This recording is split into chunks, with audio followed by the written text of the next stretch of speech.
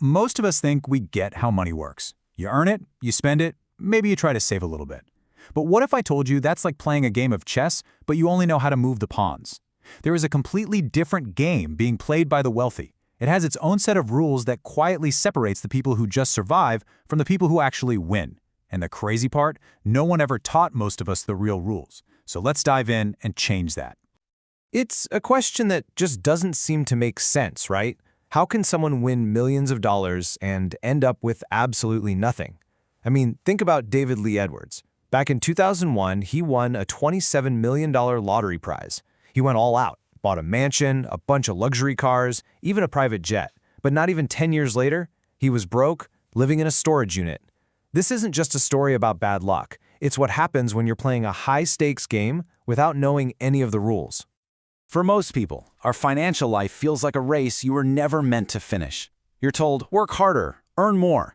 But every time you speed up, the finish line just seems to move further away. And that's not by accident. It's a game. And if you don't know the rules, you're basically playing on a board that's tilted against you from the very beginning. Okay, let this number sink in for a second. 78%. This isn't some small fringe issue. We're talking about nearly 4 out of every 5 workers. What this really tells us is that for the vast majority, the whole earn and spend model isn't working. It's not creating security, it's just fueling this constant state of anxiety where you're always just one surprise car repair away from a disaster. And here's the real kicker. It's not just about earning more money. Get this. Even for people making over 6 figures a year, 1 in 10 are stuck in that exact same cycle.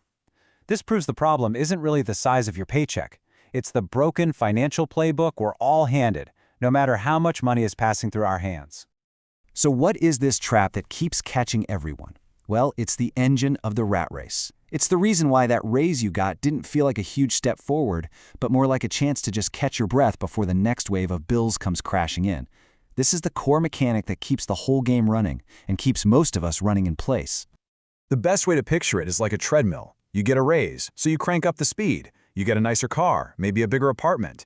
You're running harder, you're sweating more, but you haven't actually moved forward an inch. Every single dollar that comes in already has a name on it. It already has a place to go out. That is the trap, and it is designed to keep you on that treadmill forever. And look, this isn't just some personal failing. It's literally cultural conditioning. From the time we're kids, we're taught this very simple formula. Get good grades, get a good job, get a paycheck, and then spend it on expenses. Advertisers are constantly pushing it, credit cards make it incredibly easy, and social media just pours gasoline on the fire, creating a world where we're judged by what we buy, not by what we build. The emotional toll of being caught in this trap is just immense. This isn't about spreadsheets, it's about a deep, gnawing anxiety. I mean, when 2/3 of an entire generation is more afraid of debt than of dying, that's a pretty clear sign that the game is fundamentally broken for a lot of people. So, right about now, you're probably thinking, okay, I get it. I just need to budget better. I need to be more disciplined. And you know what? You're not wrong. That stuff is really important.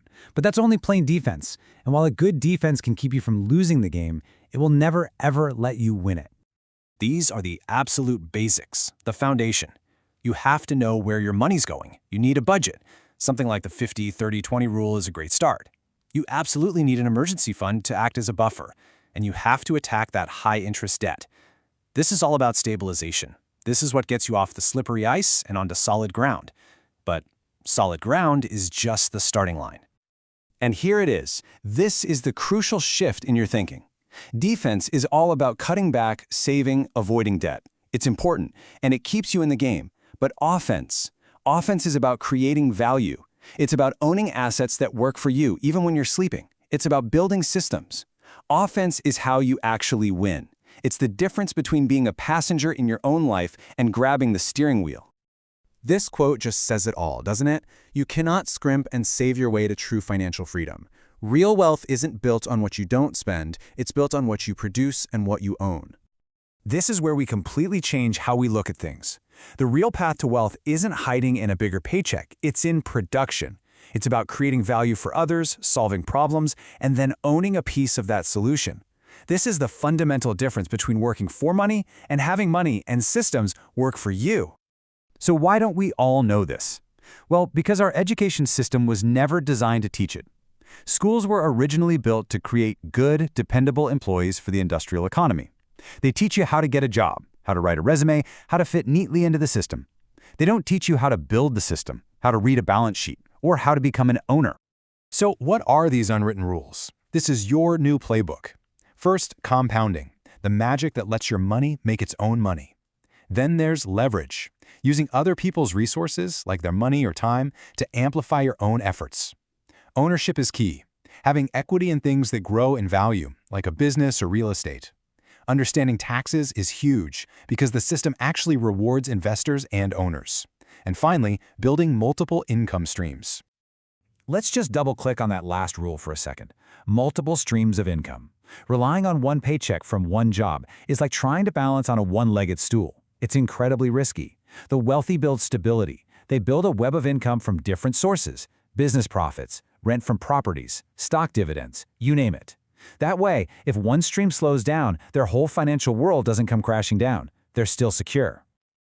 Okay, so we've seen the game board, and we've learned the hidden rules. So, what now? The most powerful thing to realize is that you do not have to be a pawn in this game. You can become the architect of your own life. And it all starts with one simple shift in your mindset. Stop seeing your income as just something to be spent and start seeing it as the fuel for your freedom. Here's a clear roadmap to get you started. Step 1. Audit everything. You have to face the numbers, know exactly where every dollar is going. Step 2. Build your defense. Get stable with a budget and that emergency fund. This is non-negotiable. Step 3. Shift to offense. Find a way to produce and own something. A side hustle, an investment portfolio, whatever it is. And finally, Step 4. Never stop learning the rules of the game. Become a student of wealth. At the end of the day, money is just a tool. It's neutral. It's a mirror that reflects the choices we make. That paycheck that hits your bank account holds two completely different futures inside it. It can be fuel for the consumption trap, buying things that keep you stuck on that treadmill. Or it can be the seed money for your freedom, invested into assets that grow and compound over time. The tool is the same. The choice is yours. Which future are you going to build?